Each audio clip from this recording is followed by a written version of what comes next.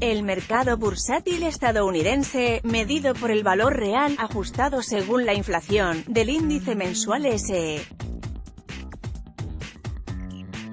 Con esto, la bolsa estadounidense es la más cara del mundo, según la relación precio-ganancias con ajuste cíclico, que he promovido desde hace mucho. ¿Es el aumento de las cotizaciones justificado, o estamos ante una burbuja? Podría pensarse que el aumento se justifica, ya que los informes trimestrales de ganancias por acción del S&P. De hecho, el aumento de precio fue un poco menor al de las ganancias. Pero 2008 fue un año inusual. ¿Qué ocurre si medimos el crecimiento de las ganancias no desde 2008, sino desde el inicio del gobierno de Trump, en enero de 2017? En ese intervalo de 20 meses, los índices mensuales de precio de las acciones estadounidenses en términos reales aumentaron 24%. Desde el primer trimestre de 2017 hasta el segundo trimestre de 2018, las ganancias reales aumentaron casi lo mismo, un 20%. Como las cotizaciones y las ganancias se han movido prácticamente a la par, podríamos concluir que el comportamiento del mercado bursátil estadounidense es razonable y solo refleja la creciente fortaleza de la economía estadounidense. Pero es importante tener presente que las ganancias de las empresas son sumamente volátiles. Aumentos marcados y repentinos tienden a revertirse en pocos años, algo de lo que la historia de la bolsa estadounidense da numerosos ejemplos dramáticos. Las ganancias empresariales son diferentes de la mayoría de las otras variables económicas, porque se definen básicamente como la diferencia entre dos series, ingresos y gastos. De modo que puede fácilmente ocurrir que tras un veloz crecimiento de las ganancias por unos pocos años siga un regreso a la tendencia de largo plazo o incluso a niveles inferiores. De hecho, las ganancias por acción informadas del S&P. Pero ese episodio fue transitorio y su importancia es discutida.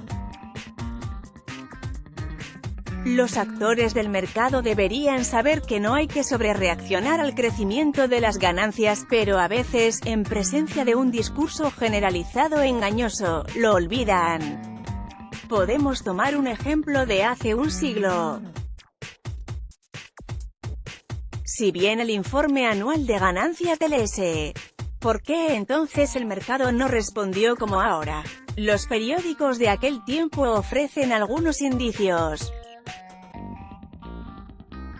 El factor más importante es que la gente atribuyó el crecimiento de las ganancias a una repentina demanda de bienes estadounidenses desde Europa y otras partes del mundo provocada por el pánico a principios de la Primera Guerra Mundial, de modo que se esperaba que las ganancias volvieran a la normalidad con el final de la guerra. Además, el difundido malestar por el hecho de que la guerra produjera grandes ganancias para algunos mientras otros eran reclutados a la fuerza para arriesgar sus vidas condujo a muchos, no solo en Estados Unidos, a pedir una «conscripción de la riqueza». Este término olvidado, que cayó en desuso después de la Segunda Guerra Mundial, se refería a cobrar altos impuestos a aumentos repentinos de las ganancias.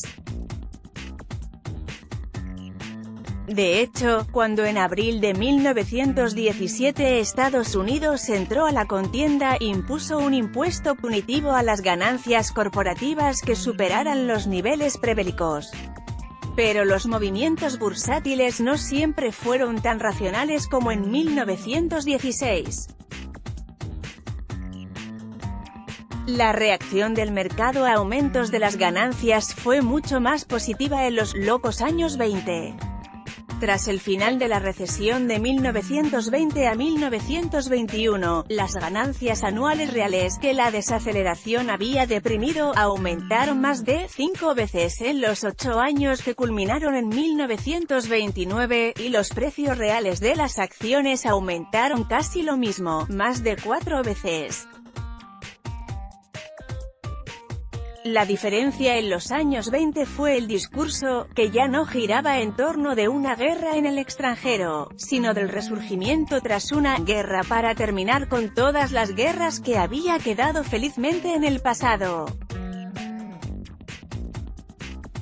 Era un relato acerca de un espíritu de libertad y de realización individualista que, por desgracia, no terminó bien. La década concluyó con un derrumbe catastrófico tanto de las cotizaciones cuanto de las ganancias corporativas.